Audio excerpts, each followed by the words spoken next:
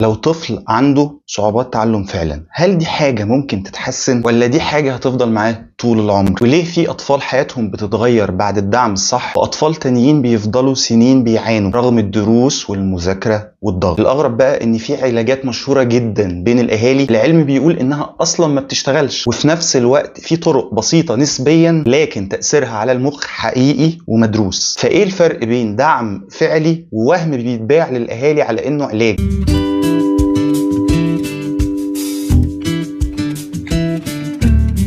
اول حاجه لازم تتفهم ان صعوبات التعلم مش مرض هيتاخد له علاج فهيختفي، مش هناخد حبايه دواء فهيختفي، ودي نقطه ناس كتير بتتلخبط فيها، لان الطفل مش معطوب ومش مكسور ودماغه مش بايظه وكل الكلام اللي بيتقال ده، هو بس بيتعلم بطريقه مختلفه. عشان كده العلاج الحقيقي مش هدفه ان احنا نحول الطفل لطفل تاني او لشخصيه تانيه في خيالنا، هدفه بس يساعد المخ يتعلم بطريقه تناسبه، وده اللي هارفارد واي بي اي وكل المؤسسات بتتكلم عنه باستمرار، ان التدخلات الفعالة اللي بتركز على النقط اللي الطفل ضعيف فيها، على المهارات المحددة اللي الطفل بيعاني فيها. يعني لو المشكلة في القراية بنشتغل على القراية، لو المشكلة في الكتابة نشتغل على الكتابة، لو المشكلة في الحساب بنشتغل على الحساب. يعني مفيش علاج سحري بيعالج كل حاجة. وهنا بتظهر مشكلة خطيرة، نقطة مهمة جدا، ان كتير من الاهالي بيبدأوا العلاج قبل ما يفهموا المشكلة الحقيقية اصلا، وده بصراحة يعني كارثة. يعني تخيل طفل عنده مشكلة في القراية والاهل فاكرينه كسلان، فيضغطوا اكتر، دروس اكتر ومذاكرة اكتر وعقاب اكتر، والنتيجة المشكلة النفسية تكبر والتعلم وعلاقته بالتعليم بتسوء اكتر واكتر.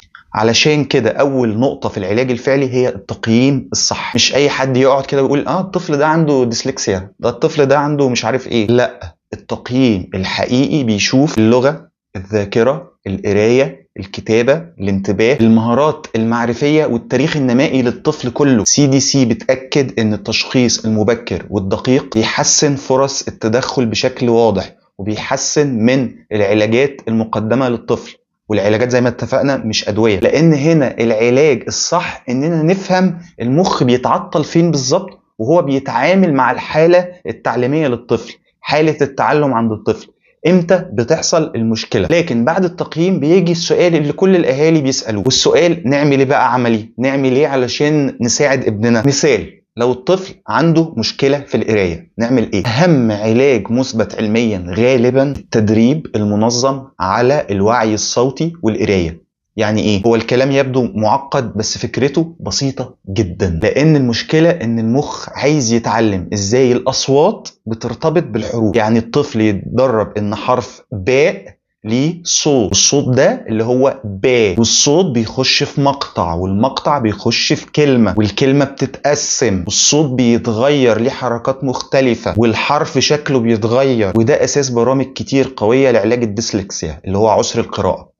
وبالمناسبة بعضهم مطبق في التربية والتعليم عندنا، زي برنامج القرائية للأطفال اللي عندهم مشاكل في القراية وفي الكتابة كمان. الدراسات بتوضح ان التدريب المنظم والمتكرر أفضل بكتير من الحفظ العشوائي. يعني مفيش حاجة اسمها اقعد اقرا لي الصفحة دي 10 مرات، لكن بنخلي المخ يفهم تركيب اللغة. وفي أطفال كتير بعد فترة من المواظبة على البرامج دي بيتحسنوا بشكل كبير جدا في القراية، والقراية تبقى عندهم أسهل، وبالتالي يبقى احنا خدنا خطوة في العلاج السليم. لكن الغريب ان المشكلة مش التمرين نفسه، المشكلة إحساس الطفل وشعوره وهو بيتعرض للتدريبات ديت والتمارين دي. يعني في طفل ممكن يتدرب نص ساعة بس يخرج حاسس انه فاشل، وفي طفل تاني ياخد نفس النص ساعة وطالع حاسس انه احسن بكتير وتحسن. والفرق هنا طريقة الدعم. يعني طفل كل ما يغلط يتقال له ركز، انتبه، فهو عنده شعور دايم بالتهديد. المذاكرة بقت حالة تهديد وتوتر. لكن اول ما المدرسة او الاخصائية بدأت تشجعه تقول له جرب تاني، انت قربت، بتحفزه ان هو يكمل وان هو يطلع احسن ما عنده. وبالمناسبة ده مش كلام تنمية بشرية، ده ليه احساس عصبي حقيقي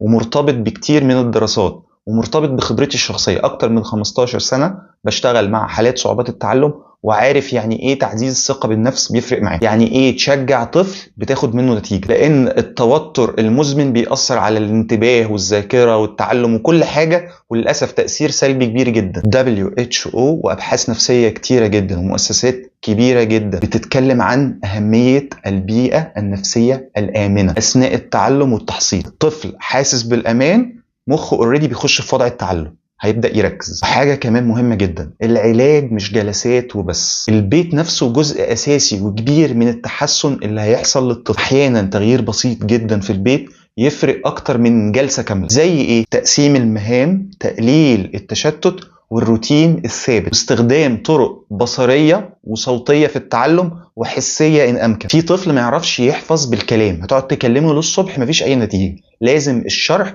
يكون مدعوم بصور. لو هتتكلم في أي حاجة لازم تدعم ده بصور ورسم. وطفل تاني لازم ينفذ، لازم يمسك قلم ويشتغل بإيده، لازم يلون، لازم ايده تبقى شغاله علشان يتعلم. وطفل تالت بيفهم بالحركه، يعني مثلا هتعلمه الاتجاهات لازم نقوم ونطبق ده، لان المخ مش نسخه واحده عند كل الاطفال، واللي بيحدد الطريقه دي يكون اخصائي متمرس وشاطر جدا، لانه عدى عليه اطفال كتير وعارف انماط التعلم واشكال التعلم بتاعتهم، وهيقدر يعمل تقييم سليم ويحدد اللي الطفل محتاجه. اخصائي عنده قدر كافي من الخبره والادوات والاساليب ان هو يقدر يحقق اهداف ولو بسيطة مع الطفل، لكن بتفرق معاه في حياته التعليمية كلها. هارفارد بتتكلم عن فكرة التعلم متعدد الحواس، يعني كل ما الطفل يستخدم حواس أكتر وهو بيتعلم حاجة، كل ما أثر التعلم بيبقى ثابت.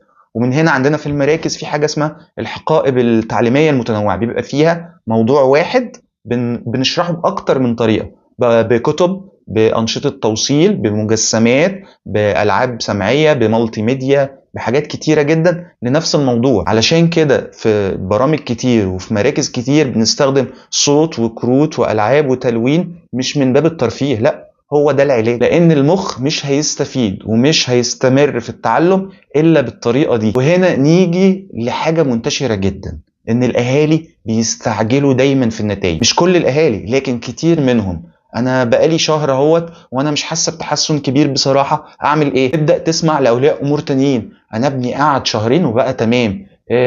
يا دكتور، يا استاذ، انا بقالي مع حضرتك 5 شهور وفلانه في شهرين ابنها اتحسن. وده اكتر سؤال مرهق للاخصائيين غالبا، ابني هيتحسن بعد قد ايه؟ احنا هنوقف جلسات امتى؟ وفي الحقيقه ده سؤال ملوش إجابة، مفيش مدة محددة، مفيش مدة سحرية بعد شهر شهرين الأطفال بتتحسن. الكلام ده مش موجود، لأن صعوبات التعلم مش نزلة برد هناخد حبيتين وهنتدفى وأسبوع والموضوع يروح. الموضوع مش كده خالص، دي رحلة لتطوير مهارات. في أطفال رحلتهم قصيرة جدا وبيتحسنوا بسرعة كبيرة، واطفال الرحله بتطول شويه، وده بيتحدد بناء على اكتر من عامل، نوع الصعوبه وشدتها والدعم والتدخل المبكر. لكن للاسف اهالي كتير واولياء امور بيحاولوا يلجأوا للطرق المختصره، لما يشوفوا نتيجه سريعه لبرنامج معين يبداوا يجروا وراه حتى لو مش مناسب لابنهم. وهنا بقى يبداوا يدخلوا تحت رحمه السوق الكبير، ويبداوا يفقدوا الثقه في العلاج وفي الاخصائيين وفي القصه كلها. سوق أجهزة ومكملات وجلسات سحرية خارقة وأنظمة مش عارف إيه، وللأسف حلول فهلوية بتؤدي بيهم في الآخر إن هم يتنصب عليهم ودايرة، واللي بيدفع الثمن دايما الأولاد.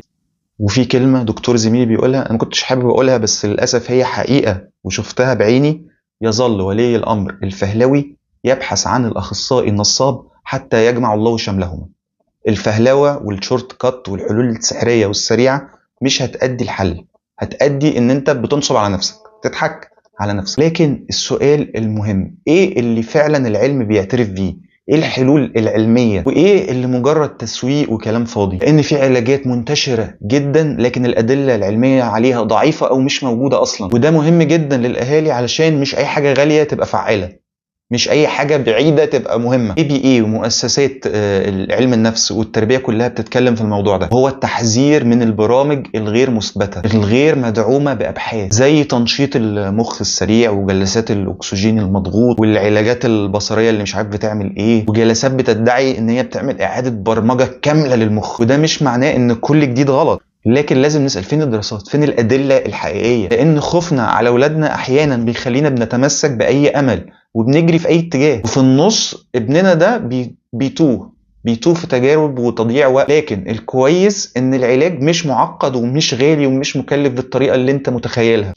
ليه؟ عارفين أقوى علاج إيه؟ إن الطفل يفهم نفسه، يفهم إيه مشكلته. يعني تخيل كده طفل معتقد على طول إن هو غبي وإن هو أقل، فجأة يفهم إن اللي عنده ده حاجة منتشرة بشكل كبير في العالم كله واسمها صعوبات تعلم، وليها علاجات وفي أفلام وفي ميديا بتتكلم عنها، والموضوع مش زي ما هو متخيل. الإحساس ده لوحده ممكن يخفف حمل ضخم. في مراهقين كتير أول مرة يرتاحوا نفسيا كانت لحظة فهمهم للمشكلة اللي عندهم. المشكلة مش إني فاشل أو غبي، المشكلة إن مخي بيتعلم بس بطريقة مختلفة شوية عن صحابي. عشان كده وللمرة المليون بأكد على حاجة واحدة بس: الدعم النفسي، وإن إحنا نفكتين الدعم النفسي وإن إحنا نفهم. مش بس عشان الطفل يذاكر، لأ، علشان ما يكرهش نفسه، لأن زي ما قلت قبل كده المشكلة النفسية أكبر بكتير من الأكاديمية. وده بقى يخلينا نروح لسؤال مهم جدا: إيه دور المدرسة في كل ده؟ في مدارس ممكن تنقذ طفل وفي مدارس ممكن تحطمه تماما. والفرق دايما في تفاصيل بسيطة جدا: وقت إضافي في الامتحان، شرح بطرق متنوعة ومختلفة،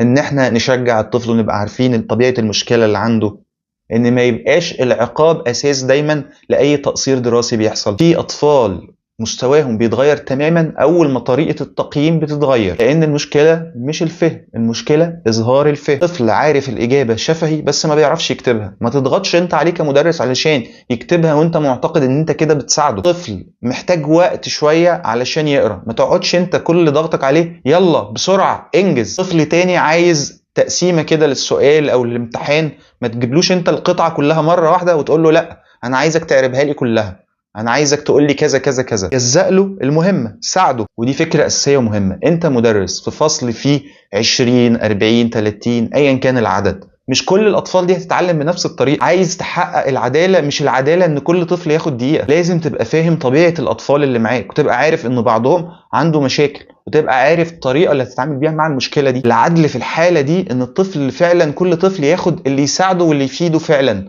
مش اللي زي زمايله. ونيجي هنا لسؤال مهم: هل التكنولوجيا ممكن تساعد؟ الإجابة جدا قوي. النهاردة في أدوات تقنية كتير بتساعد الأطفال دول بشكل فعلا مرعب، وأنا شخصيا بعتمد عليها بشكل كبير مع الأطفال. المالتي ميديا تقريبا جزء أساسي في صعوبات التعلم، الصالونات التعليمية وحاجات كتيرة بستخدمها. وبالمناسبة يعني موضوع دراستي العليا كان في الموضوع ده. الكتب الصوتية والاسطوانات والألعاب التفاعلية والاسطوانات مخصصة لصعوبات التعلم، والأطفال بيستفيدوا بشكل كبير جدا من الكمبيوتر والبرامج بتاعته ومن التابلت ومن الألعاب التفاعلية. بس الفكرة إن احنا نختار الوسيلة الصح ونختار البرنامج الصح، سواء بمساعدة من أخصائي أو بالبحث والاطلاع، نعرف إيه المناسب لابننا علشان نبقى عارفين الوسيلة دي هتساعده وهتفيده ولا ممكن تضره. يعني في أطفال القراءة بالنسبة لهم مرهقة جدا، لكن لما تيجي تجيب له قصص مصورة ومقروءة صوتيا هتبقى مستمتع بيها، هيبقى قاعد يبص على الكلمات اللي في القصة والصورة وقاعد بيسمعها وهيبدأ يحصل الربط. وده مهم جدا لأن الأطفال بيبقوا متعقدين وكارهين للتعلم، بس المعرفة حاجة جميلة. يبقى عارف إن في مشكلة الغراب وقع فيها وحلها إزاي، هيبقى عنده تشوق إنه يعرف المعلومة. لكن لو اديتها له بوسيلة تانية مش ممتعة بالنسبة ليه مش هيبقى مهتم. كل ما تعقد الموضوع وتعقد طريقة الوصول للمعلومة ولازم تكتب على السبورة ولازم تعمل كذا، المعلومة مش هتوصل. التكنولوجيا هنا خد بالك ما بتلغيش الصعوبة لكن بتقلل الحواجز، وده بيخلي الطفل يركز على الفهم لأنه هو قاعد أصلا مستمتع. لكن ورغم كل الأدوات دي في حاجة لو غابت كل ده ملوش أي لازمة. الحاجة بقى دي الصبر، ودي أصعب نقطة لأن التحسن بيكون تدريجي جدا وبسيط جدا، وحاجه بتتبني عليها حاجه بتتبني عليها حاجه. يعني وليه الامر بتجيلي انا الطفل ما بيعرفش يكتب، انا عايزاه يبدا يكتب، اقول لها طيب ابدا اعمل التقييمات بتاعتي وابدا ان انا اشوف الطفل بيقدر يميز الاتجاهات او مدرك الاتجاهات. الاقي الطفل مش مدرك الاتجاه، فابدا في البرنامج العلاجي اشتغل على الاتجاه. تقول لي ايه علاقه الاتجاه بالكتاب؟ انا عايزاه يكتب. فكره الصبر النافذ وان احنا عايزين نتيجه بسرعه وتضغطي على الاخصائي عشان يعمل حاجه هو مش مقتنع بيها، ده بيأخر العلاج كله. ايوه الاتجاه مهم علشان الكتابه، لازم الطفل يكون مدرك للاتجاهات عشان يقدر يكتب. وهيحصل كتير في رحله العلاج ان يبقى في تحسن وبعدين يحصل انتكاسه والدنيا تقف، بعدين تحسن كبير وبعدين انتكاسه صغيره وبعدين الدنيا تمشي وبعدين نبقى هنفقد حاجات وبعدين هنسترجعها تاني، حاجات هتفضل ثابته، رحله. وهنا الطفل محتاج يسمع ويكون في شعوره ان هو بيتقدم وان هو بيبقى احسن وان هو بيبقى اشطر، مش كل شويه انت ليه لسه، مش انت كنت عارف دي، انت ليه نسيتها. الطفل ودماغه بيفرحوا جدا بالتشجيع وان هم يحسوا ان هم ناجحين، واقباله على التعليم بيبقى افضل واحسن لما يحس ان هو بينجح فيه حتى لو نجاحات صغيره مش اللي في دماغي. في اطفال كتير حياتهم وقصتهم مع التعليم اتغيرت بسبب النقطه دي، ان حد امن بيهم وحد شجعهم وحد حسسهم ان هم ناجحين. وده بيفسر ليه اطفال كتير بيزدهروا فجاه لما البيئه تتغير. لما المناخ السلبي والمحبط وغير المشجع بيختفي، تبص تلاقي الطفل فرق جدا. وهنا نيجي لاخر سؤال: هل ممكن نمنع المشاكل دي من الاول؟ هل نقدر نمنع صعوبات التعلم من قبل ما تحصل اصلا؟ صعوبات التعلم ملهاش زرار سحري، لكن ده مش معناه ان الطفل محكوم عليه بالفشل. العلم النهارده فاهم اكتر من اي وقت ازاي المخ بيتعلم وازاي بنقدر يساعده يتعلم. 5 حاجات بنقدر نساعد بيهم: التقييم الصح، التدخل المبكر، الدعم النفسي، التدريب المناسب، والبيئة المتفهمة. كل ده يقدر يغير حياة طفل بالكامل. واهم حاجة اننا نفهم ان الهدف مش ان احنا نعمل طفل مثالي، الهدف طفل واثق فاهم نفسه قادر يتعلم بطريقته اللي تناسبه. لان زي ما قلنا العلاج ممكن يكون ان الطفل يكون حاسس ان هو زيه زي الناس التانية بس بيتعلم بطريقة مختلفة، ان هو مش اقل، ان هو مش اغبى، ان هو مش افشل. والسؤال الاخير في سلسلة حلقات صعوبات التعلم وده مهم جدا: هل نقدر فعلا نقلل احتمالية ظهور صعوبات التعلم اصلا لاولادنا؟ وايه الحاجات اللي تحمي فعلا اولادنا من البداية وتساعد في تطور مخه ودماغه من عمر شهور؟ الحماية من صعوبات التعلم ده موضوع الحلقة الاخيرة في السلسلة.